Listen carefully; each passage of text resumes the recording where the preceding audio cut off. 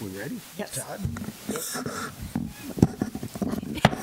Call the meeting to order. Please stand and join us for the Pledge of Allegiance. I pledge allegiance to the flag of the United States of America and to the republic for which it stands, one nation, under God, indivisible, with liberty and justice for all. Faded. No one wishing to address the board, and could I get a motion to approve the minutes of the March 6th meeting, please? So moved. Second. All those in favor, please signify by saying aye. Aye. Opposed, same sign. That motion carries. Motion to approve the agenda, please. So moved. Second. All those in favor, please signify by saying aye. Aye. Opposed, same sign. That motion carries. No conflicts of interest to take action on tonight, so we will move on to a motion to approve the consent agenda, please. So moved. Second. All those in favor, please signify by saying aye. Aye. Aye. Opposed, same sign. That motion carries. And we are on to the reports of the president.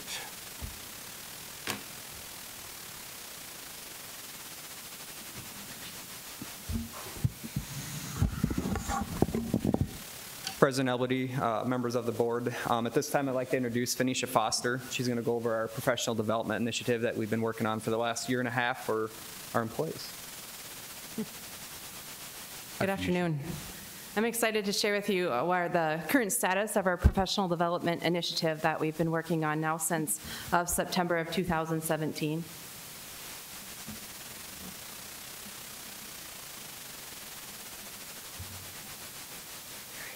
I'm used to a surface. There we go.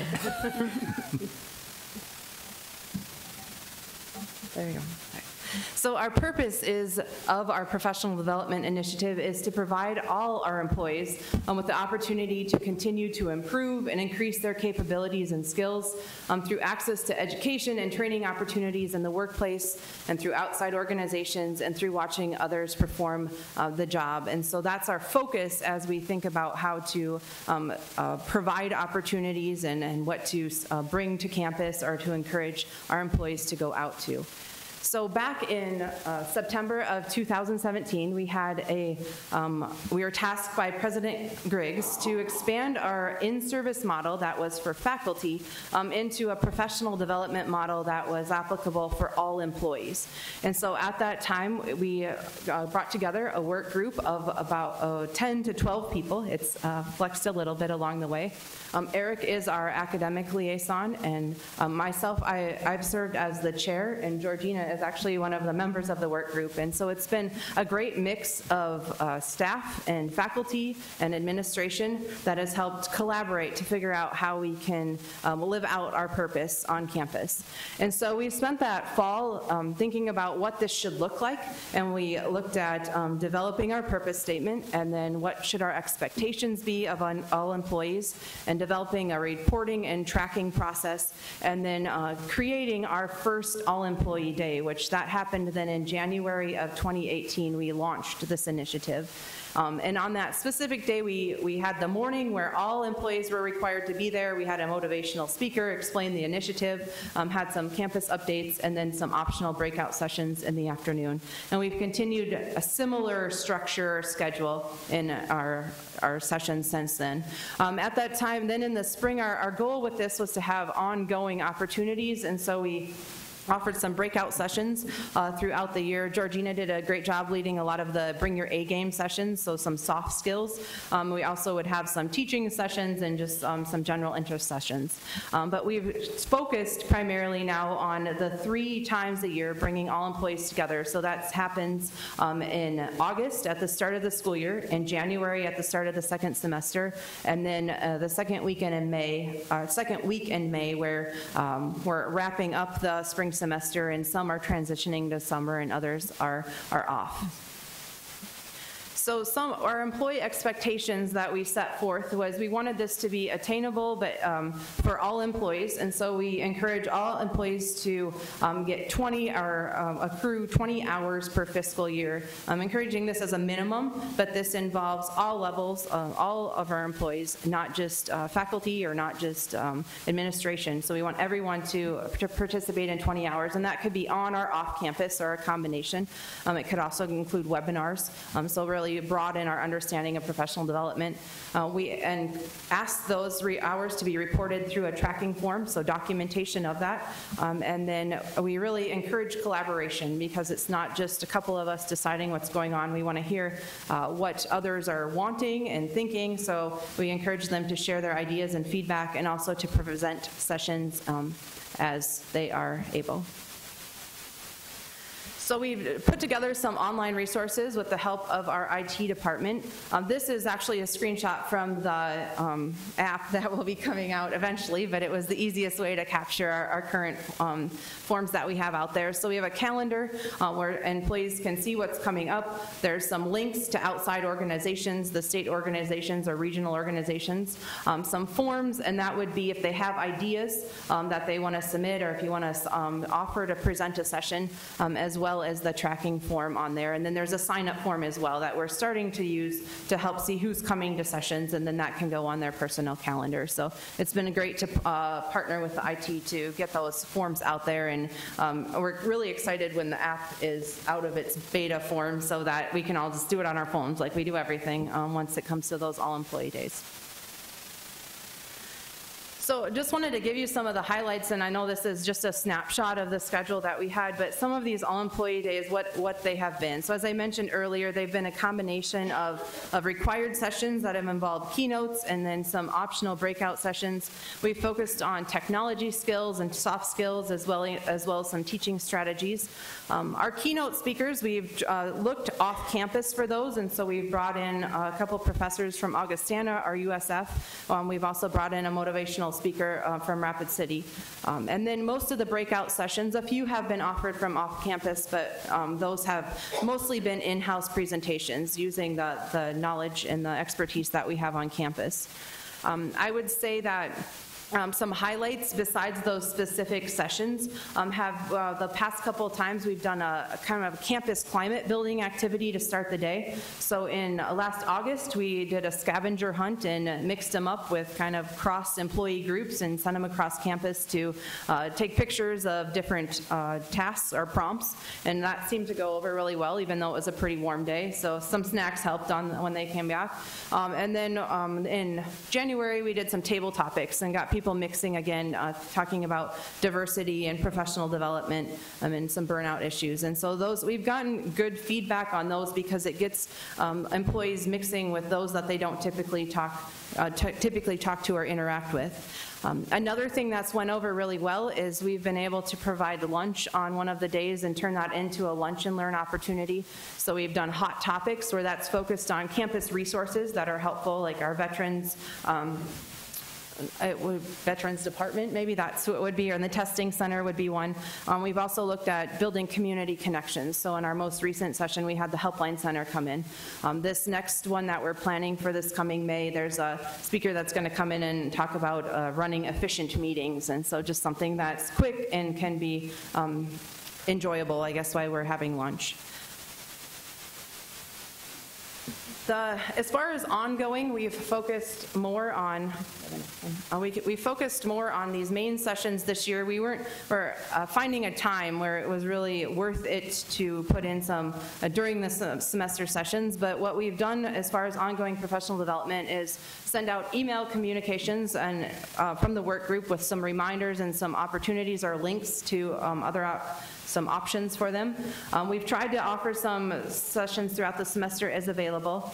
This year we did participate. We have an institutional membership to NISOD, and so that's a community college professional development organization. They have weekly emails that come out, lots of articles and webinars, and then we get to send one employee to their national conference as part of that membership, and that will come up in May. So we're excited for the opportunities we have for that, and we're looking forward to how we can promote that even more going forward. And then there's a most recent thing that we have is last fall in our internal fund drive, one of the options was to add a scholar. You could contribute your funds to an employee professional development scholarship. And so from that, we are going to be able to offer three $350 scholarships going forward this next year. And that application just went out, or it's going out this week, and then we'll announce the recipients of those in May, and they'll be able to use that the next school year. So far, as far as the hours, and I'm not always sure that this is the most accurate. We're still working on the getting all employees to track their hours and to submit them. But last year, in the first 6 months of the initiative, we had 119 unique employees submit 2,200 hours. And this year, just from July 1, running this as a July 1 to June 30th, so up through when I ran the report last week, there was 116 unique employees that have submitted over 2,700 hours. And so we're getting lots of hours and lots of participation, but I always want to see that go higher. So as far as employee feedback, I definitely, it's not always positive, as we are well aware, but I've picked some of the ones that I wanted to highlight as far as so far, what we've heard is the presentations, they like the focus on goal setting and that they're positive, and it's a great way to start the new semester. And I think many of us can attest to that. There's a different feel on campus. There's this energy and collaboration. People have some options, and they also have an opportunity to interact with each other, and that's been a highlight. Another one has the energizing feel, as I mentioned, lots of dialogue and participation. And so because we're creating some options for breakout sessions, people can go to ones that are most applicable for them.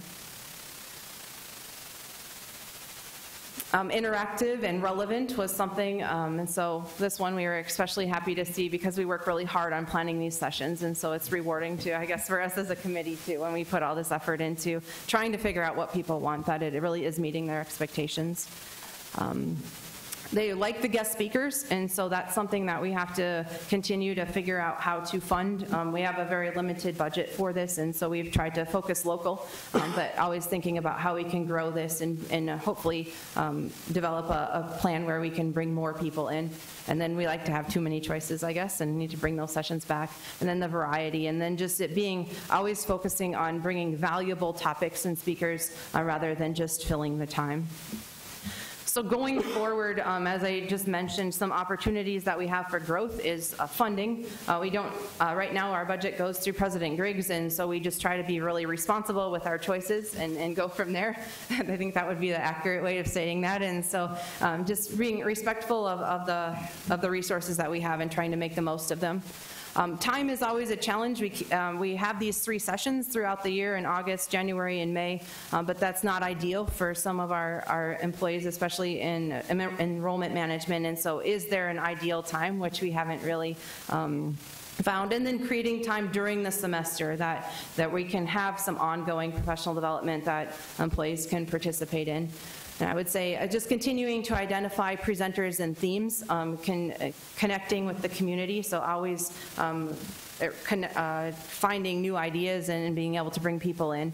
And then another one would be just buy-in from all employees. I mean, we saw there's 116 people that are submitting hours. There's definitely room for growth there, and figuring out how we can emphasize that this is important for all of us to continue to grow, and that it's not something that you should approach with I have to be there, but I get to be there attitude. And so that's my optimism spiel for that one. But overall, this has been, and it's one of my favorite initiatives on campus, and so it's been a great opportunity to figure out how we can bring campus together and then continue to improve at our job. So I just wanted to add real quick, as being part of this committee, it's been really it's been a good committee to be on. This staff and both faculty and staff or employees have been very motivated to do this, and it's been great to get their feedback and then let them run with what they feel is best for the campus and for the employee base. So I just want to thank that committee. They did a lot of hard work with it, and they've really taken this initiative and ran with it. So thank you. Okay. Questions or comments on the report? Just glad you guys are doing this. I think it's a wonderful thing for the employees and staff there, because when we're growing and educating ourselves, we're becoming better at what we're doing and hopefully serving our community better. So thank you very much.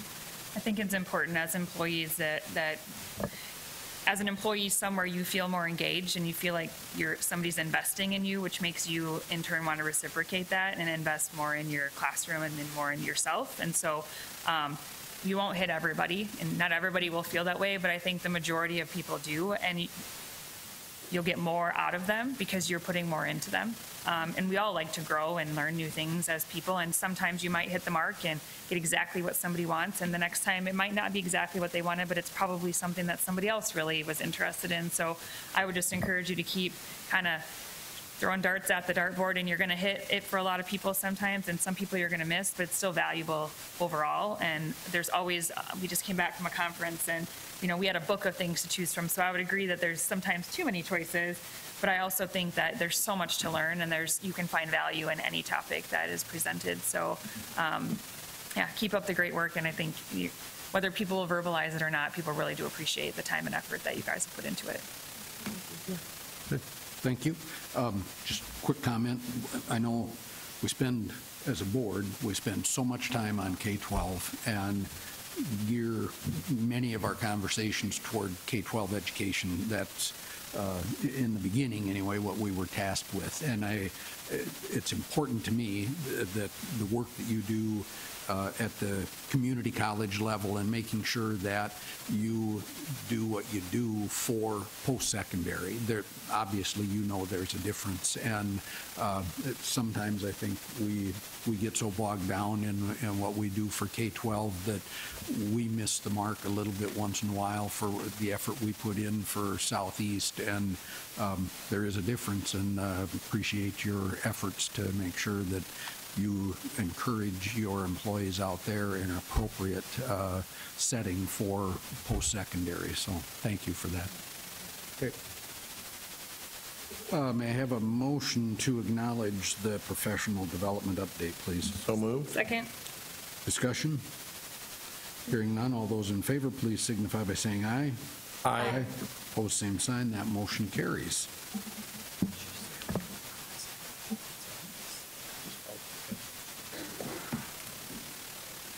Okay. President Alberty, members of the board, thank you. As you know, Southeast is always looking at new programs, and as agriculture being the largest industry in our state, we're really trying to focus on that more. So, we've got our Ag Diesel program, we've redone the Hort curriculum, Vet Tech will be coming in a year as well. We've done some sector breakfast and a lot of work with industry in town, and so one of our next areas is an emphasis in business for agribusiness. I don't know if they'll tell you, but this was a very long process because of the diversity of agriculture. We're trying to find regional jobs that'll work. So this curriculum has been developed with the input of many people from our institution and also from industry. So today we have Georgina Cavan and Chris Davis, and they will present this to you. Thank you. I'd like to thank you for your time. We're going to kind of go through what we've done and kind of how the program got started. Georgina and I are kind of taking the lead on this. We don't have a agricultural department, so we're kind of taking the lead on this. We're both accounts, we're numbers guys and gals, so that's kind of our background. But we do think this is a great, exciting opportunity for the school and for students. We'll talk a little bit more specifically about some of the opportunities as far as some numbers. This program is going to start this fall, and so we'll start this in August of 2018. And we're pursuing students both that are farmers and non-farmers because the farm has gotten so large, and so the number of farmers is limited, but the support groups has gotten enormous, and so we'll talk to that as well. And again, thanks for just giving us some time today and for your support. So what we're going to talk about is when we did this, when Craig talked about how we got into and where we discovered this, we met with multiple, and Georgina's going to share some specific names of employers that we met with in the industry trying to develop with this and different people that had input on this. But we developed the program with a lot of inputs from the agricultural industry, and as a result, we came up with two themes. Basically, it came up with science and business. And so what we did, we tried to develop a program that was associated with that. We looked at other schools, both in the 2-year program and in a 4-year program, and we tried to make what would make sense for our unit. And so we developed those programs in that. And so what we're going to do, we're going to hand you out a program sheet, and so this is going to have on it the curriculum on the back side. And I don't have that in the presentation. You can see we really tried to mix the classes with business and with, as far as with the science part of it, as far as the soil and science. And so some of the things that we found in our discoveries is animals and land obviously are a big thing about the industry. And so we put a lot of those as far as the soil and the crops, the resource management, the food safety. We built those into the programs and the curriculum. And then the one thing that was really kind of surprising that we did find out from the industry, and we'll talk more about that in a little bit too, but the data, okay? The amount of data that a farmer is obtaining is unreal, and we'll have a little illustration here in a little bit, but the amount of data that they're getting, and so we got suggested multiple times on you need to have statistics, you need to have analytics, you need to have data sorting and Excel, examples like that. So we really tried to put an emphasis on the statistical part of it, and this is kind of what we come up with, and again, we're really excited that this is going to start in the fall. And so Georgina's going to talk about the purpose of the degree. All right, so with ag being South Dakota's #1 industry, and our state alone has 115,000 jobs in this sector, the Southeast Tech Agribusiness degree has a real strong purpose. We're going to prepare students for jobs in a variety of ag-related support groups. Some of these jobs include our ag bankers, ag business analytics, and in our sales areas, implements, chemical sales, crop insurance. And then that's just to name a few. The degree is also going to support our bordering states. In the research that Chris did, Northwest Iowa, that area produces more hogs than the entire state of South Dakota. So we hope to entice some of those students also. The research for this program has involved input from many industries. They did a large survey, and to some of those groups, they reached out to Smithfields, CHS Incorporated, Pipestone Systems, Wells Fargo, Farm Credit Services, Poet Nutrition, and of course, we didn't forget about just speaking with the South Dakota Department of Agriculture. And so another little thing on there, the age of the average farmer is 57. And so that's one of the things that we're going to address, because that farmer is going to have to pass that on, and that most likely is going to be this younger generation. And so as we met with different bankers and stuff and tried to define what that objective was, we found out that realistically, the farmer is unfortunately its worst enemy. They are struggling to move to the next entry, but the data is enormous. And so I'll give you some fun little facts. And so the goal of the business program was really getting into this. And so what I did is I tried to draw up this is considered a square inch, okay? So it's not physically a square inch, but you get the idea, okay? There are 6.2 million square inches in an acre, okay? The average farmer farms in South Dakota 1,357 acres, so it'd be 8.8 billion squares. And they're getting data back from all that. And so they're getting all this feedback of how much to put on fertilizers, how much to water, how much to do all this stuff. And that's where they were saying we're missing out consistently on just the data analytic part of it. So that was one of the things that was really interesting as we found it. So we really put in, like I said, a lot of interest in trying to find ways to analyze the data. And then really from the perspective of the farmer, as far as analyzing the data, you got to be able to make it profitable. If you're not making money, you're not sustainable, so you're not going to stay in the business. And then again, we're trying to get this program to be more specific, not just to the farmer, because we had implement dealers requesting our assistance that we got salespeople that we can create, but if they don't have a farm background, they won't buy from them. So they got to have a really good understanding of what farming is. So when we built this program, even a non-farmer is going to get exposed to a lot of these different facets.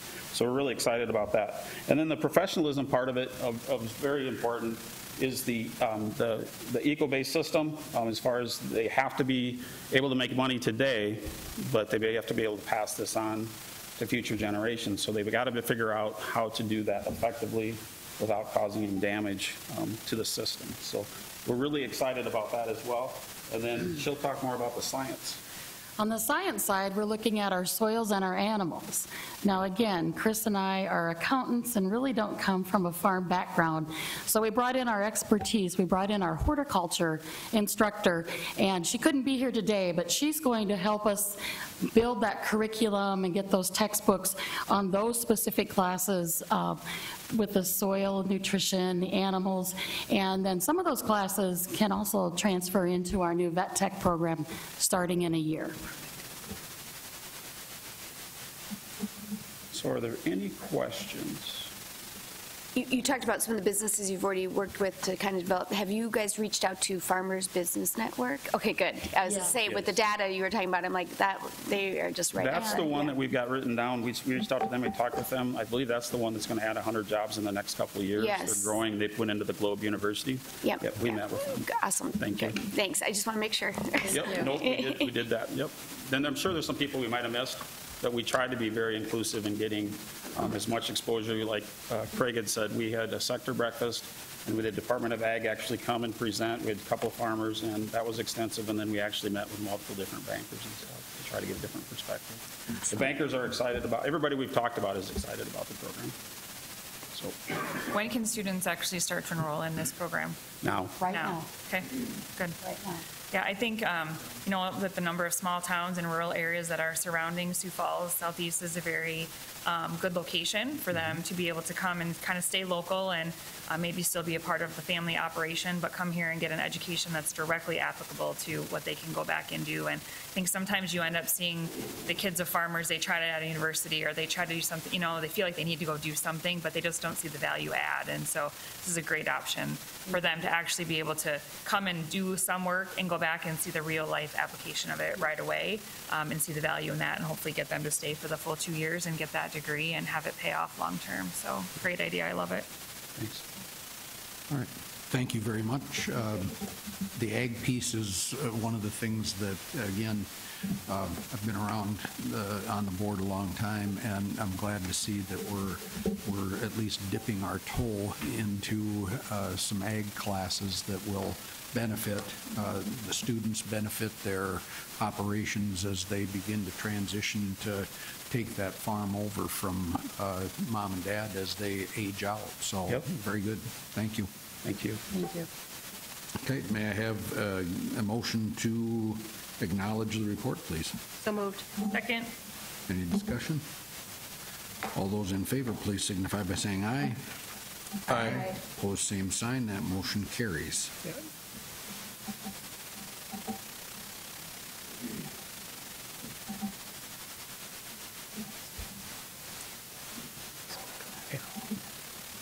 President Alberty, members of the board, we wanted to give a chance, thank you for this chance to talk to you a little bit about enrollments. And I know data sometimes can be a little boring, so hopefully this will have a little bit of excitement in it. I will say it was an eye-opener in some ways. It wasn't that I didn't expect it, but just to see some of the stuff in terms of graduates that are coming out of the Sioux Falls School District and when they're coming to Southeast and the percentage of our population that fit into that. So to start out right away, looking at our overall enrollments over a 3-year period, and I just took the last 3 years, the average has been about 24% of our total population are Sioux Falls School District students. Now, some of those are current students, maybe they're taking dual credit, but it could also be graduates. So about 24%. That is has been for years. I think it's been right around that 25, 26%, so it's right around there. You'll notice that fall 18 did dip to 513, where it was 556 the year before, but at least 30 of those students alone were in the learners to leaders. So we kind of know where that dip came from, and hopefully that's going to come back with some of the programs we're doing. So that's the overall. When we look at the students who are coming directly from high school, so these would be students who, let's say, graduated from here in 2017 and came in 2017 to Southeast, or 2018 and came in 2018. Over the past 3 years, that has been accounted for about 24% of our new students coming in who are in that boat of coming right out of high school. So it's right at that same percentage mark. What has been exciting to see, it's increasing. The number from last year to this year went from 78 students to 97 students coming directly. Considering the population of the students who graduate from the Sioux Falls School District, we certainly have room to gather and get some more of those students to come to us directly. Roosevelt and Washington make up the largest percentage of those. 73% of those come from those two high schools. And then you'll see Lincoln's at about 15% and New Tech High is around 11. Now, New Tech High, remember, doesn't have nearly the graduation numbers, so they're not going to be able to reach that higher percentage. But Lincoln, obviously, may be an area we can gain some more students. When we talk about dual credit, those students coming in for that, it accounts for about 31% of our dual credit students come from the Sioux Falls School District. You'll see it drop from 162 in fall 16 to 126 in fall 18. Again, learners to leaders is a key reason for that. We also do gain more students in the spring in terms of dual credit, and I didn't get those numbers ready, but we do get more students in the spring who do dual credit than do in the fall. And Roosevelt and New Tech High accounted for all of those enrollments. We did not have any this recent semester from Lincoln or from Washington. So that's what those numbers are at. This one is probably the most interesting of the data that we collected, and that's the delayed enrollment. So when we looked at just fall 18, this last fall, and we looked for students who didn't come directly to us from high school, but they graduated in 2017 or 2016 or 2015 or whatever. So they've been out of school for at least a year, if not longer. You'll notice that we had 98 students who had delay entry to us. 49% of those transferred into Southeast Tech. Now that means they took prior college somewhere else, and then for some reason decided that wasn't for them, or maybe they didn't do well, but for some reason they decided that wasn't the direction they wanted to go, and they came to Southeast. But look at that other number too, that 51%. These are considered first-time students. That means they didn't go anywhere. They just left high school, they didn't go anywhere, then they finally came to Southeast. And when I pulled that 2017 graduates just alone, 25, almost 26% of them were first-time students. So that means for an entire year they didn't go anywhere, and then eventually they came to Southeast. Yes. Sorry, so was that that delayed entry? Did you say that was 1 year? The delayed entry in this 98 students is any delayed entry. Okay. So I have students all the way back to 1981 who were brand new, and these are brand new to Southeast. They weren't at Southeast before this fall. I have one that was in 1981. That student was a transfer student and then came to Southeast, but it was 1981 when they graduated. So it goes way back. But even, for example, those students that graduated in 2016, I had 61% of them who were first time. So for 2 years, they didn't go anywhere. And if I go down even to, what's another one here? 2014, 58% of those had not gone anywhere else before they came to Southeast. So it really shows, I think it shows a couple of things that we have an opportunity to address. The first one is we have students who, for whatever reason, are thinking, I have to go the 4-year or I have to go somewhere else like that, and then they realize that's not for them. And they're spending a lot of money to do that, and then realize this isn't for me, and then they're coming to Southeast. And if we can find a way to direct them so they come directly to Southeast rather than doing the transfer in, our transfer in rate is close to 35 to 45% of our students transfer in something, and that's very unusual for a 2-year. We should be transferring people out maybe, but certainly they should not be transferring in. They should come to us first and then go on to somewhere else. So that's one group. But that second group is those students who just don't go anywhere. This is only a small portion of those, because we know there is a group that every year graduate from the Sioux Falls School District and they don't pursue any kind of higher education. So if we can find some way to get them into some certification, some licensure, some credentialing, anything that would move them up that scale a little bit so they can actually go into industry and get a job that's a skilled training job or skilled job, we're just benefiting the student, and then eventually they may be able to build that skill and go higher and higher. And there's no reason not to start with a CNA and go the LPN and go the RN and go with the BSN and go on to the master's. That's as good of a path as going straight into a BSN and going on that way. And so we have an opportunity to help students understand there's more than one way to get there. We just need you to start it. Wherever you can, start that path in some way. And there's several ways we can do this, and some of the ways I just put on here, and this certainly isn't an entire list of ways that we can do that, but just some ideas of how we can continue to partner to build those opportunities for students to transition to skilled training. Career and education pathways. The more ways we can create certificates and diplomas and degrees that I can start at this level and I can just keep building on it. So I don't feel like, oh, I got to go 2 years before I can get anything. No, you can go one semester. You can go one class and get somewhere farther ahead. The better off we are. So if we can create more of those pathways, that's one way to do it. Dual credit and classrooms to careers. So when we talk about dual credit, we often talk about just being classes.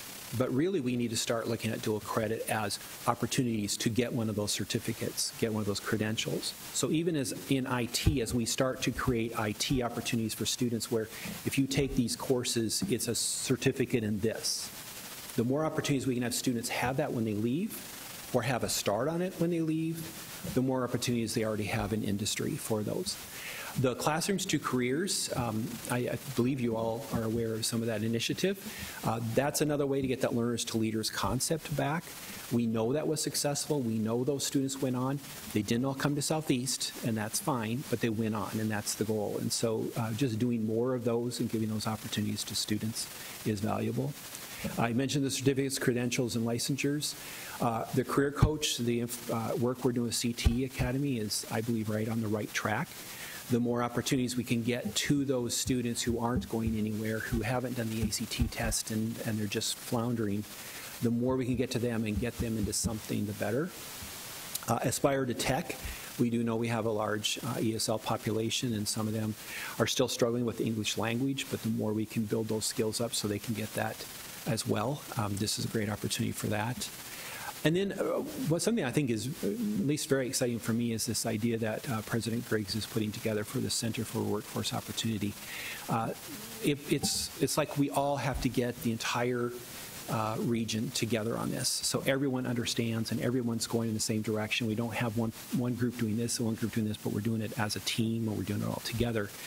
And having Jobs for the Future partnership with that through our city grant is a great way to get that started, because they can give us those first steps, get it built, and then once that's built, I think this is really going to help us not only get a hold of the students in the Sioux Falls School District now, but the students who have graduated from the Sioux Falls School District, the students who are in the region, the people who are already employed in Sioux Falls that are underemployed. We need to get to them, and we need to build their skills because we need them in the workforce. So I think that is a great way for us to get them focused and getting going in the right direction, whether that's health care or whether that's manufacturing or whatever. Just finding a way to get everyone moving forward will help our region. And that's what I have for you. So any questions you have for me? The dual credit difference between Roosevelt, Washington, and then Lincoln of our traditional high schools is different philosophy. It can't be location, because Washington would be almost a worse location than Lincoln, I would right. think. I thought location too, and Yeah. I think with Roosevelt, maybe some of that is Yeah. true with Roosevelt. I wish I had an answer. I asked our person who works with, Anna Fisher, who works with the high schools on that, and she didn't really have any particular reason she could think of for it. I personally think, yeah, there is some philosophical differences, I think, in some of them. Whether they feel like, oh, we want the students to go this direction, or we want the students to go this direction. And maybe that's just something that we can continue to communicate on and show the different paths that are available for students. Thank you. Good. Any other questions for Tracy? Thank you, Tracy. Thanks. May I have a motion to acknowledge the Sioux Falls graduate enrollment at Southeast Tech? So moved. Second. Discussion? If not, all those in favor, please signify by saying aye. Aye. Opposed, same sign. That motion carries. Lon? Good afternoon, President Alberty, members of the board. Lon Hurd, Director of Industry Relations. If you recall, almost exactly a year ago, I was here talking to you about the Skills USA conference and competition that we held in April of last year. Very memorable for us because we had the April 13th blizzard that we dealt with during that time. Fortunately, things went well, and we had a good conference in spite of the weather. Well, that competition and conference, excuse me, is occurring again next week. It will be Thursday and Friday, April 11th and 12th, and we're very much looking forward. This is a year-round effort to bring this thing together. It's the collective efforts of a number of people on campus and off. We bring people in from all over the state. We have 40 different categories that we have put competitions together, and these are widely varied. We have everything from culinary to automotive and diesel technology to IT to welding. And just about everything in between. So the first thing I would like to do is thank our faculty and staff on campus. They have done a lot of very hard work to organize these things, and we put a lot of this responsibility on the backs of those people that are working in specific areas. So as they step up and volunteer to do this, they're responsible for designing the competition within the guidelines of the technical standards of Skills USA. They're responsible for identifying and bringing in judges for those competitions. They're responsible for soliciting prizes for those winners of those competitions. So a lot of work to be done, a lot of responsibility. Secondly, I would like to thank the folks at the CTE. Josh and his team have literally opened up their building to us. I think the number is 10 competitions that we will be holding there. All of the construction-related competitions will be there. One of the welding competitions. We have a culinary, it's actually a commercial baking and a restaurant service competition that will be held there. So they have been great partners in this, and we very much appreciate their help. Again, across the state, we've got 11 high schools and all 4 technical schools represented. The 280 students that you see here is in total across the state. Some of those competitions will happen prior to next week. Those that we do not have the facilities or the capabilities to hold will be held in some of the local high schools and or tech schools. So some of those will be completed prior to the day of the conference itself. Those students that place first in these competitions have the opportunity to participate in the national competition in Louisville, Kentucky. I think we talked about this a little bit last year, and that is a big deal. It takes up an enormous amount of time and space for this. I believe the 8,000 attendees to that is certainly not an overstatement. And it's quite a spectacle, quite honestly. So those students that do go, students and faculty that do go, always come back very impressed with the competitions and the competitors, as well as the organizers of that, because it's quite an undertaking. We would not be able to do this without our sponsors. We have great industry support. We did last year. We do again this year. I'm always both a little surprised and very gratified at the involvement in so many different ways of our industry partners. Everything from very significant financial commitments that some of these folks have given to just the time and effort to come out, whether it be as a judge or as a technical reference in whatever capacity. Our industry partners really do step up and take a huge role in this, and I speak very sincerely when I say we could not do this without their help. So if you know these people and see these folks, by all means, please say thank you for us. We do that, but I don't think we can do it enough. So any help that you can lend us is greatly appreciated. 2 things that I'm sure of for next year's competition. We do host this again. I'm very sure that Southeast Tech will do a very good job. It's kind of the 3-year stint is what is practice in the state, and we heard it from Watertown before us, and they said the first year you're terrified, the second year you're confident, and the third year you start getting comfortable. The 4th year it's gone. So I'm sure that the folks will do very well in hosting next year's conference, and I'm equally sure that it will be someone else presenting to you next year. So thank you very much, and I'd be happy to entertain any questions. Great. Questions for Lon? Well, we'll miss your presentation next year.